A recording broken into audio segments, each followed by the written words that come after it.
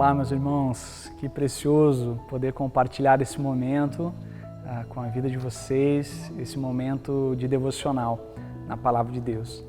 Nós estamos iniciando mais uma carta do apóstolo Paulo e a carta que nós vamos estudar agora é 1 Coríntios.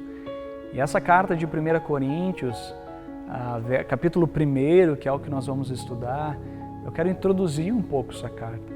É uma das cartas mais pessoais que o apóstolo Paulo tem. Por que pessoais? Em vários momentos, na verdade em todo o capítulo, mostra Paulo respondendo a situações específicas de demandas daquela comunidade de Corinto. São muitas. E uma das demandas que o apóstolo Paulo tem nessa igreja, nessa comunidade de Corinto, é a divisão que tem nessa comunidade. Eu quero chamar a sua atenção que a comunidade de Corinto, ela experimentava dons espirituais. E no capítulo 1 fala, olha, não falta nenhum dom para vocês. Eles acabam buscando essa vivência no Espírito Santo, muitas vezes ligado a algo sobrenatural.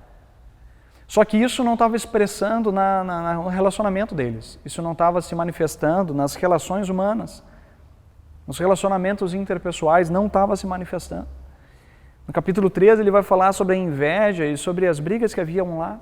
Mas no capítulo 1 já está evidenciado qual era o cenário desse conflito. E eles tinham, isso é uma cultura grega, de ter mestres que eles seguiam, se inspiravam, se submetiam. E eles estavam procurando na igreja cristã esses mestres.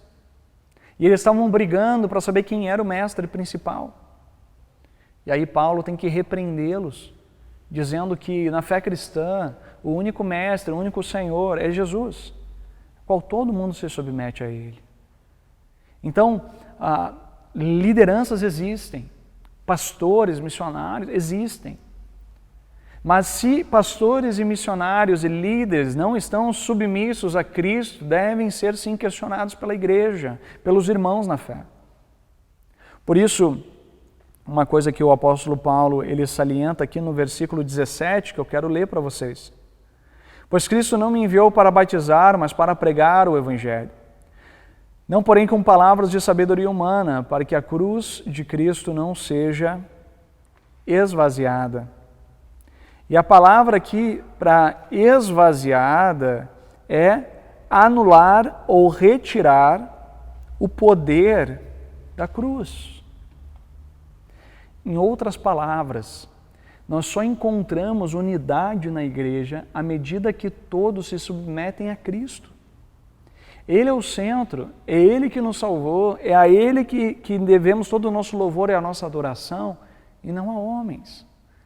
E quando nós nos submetemos a Cristo, naturalmente nós nos submetemos uns aos outros, porque a gente vai estar ajudando um ao outro a crescer em Cristo.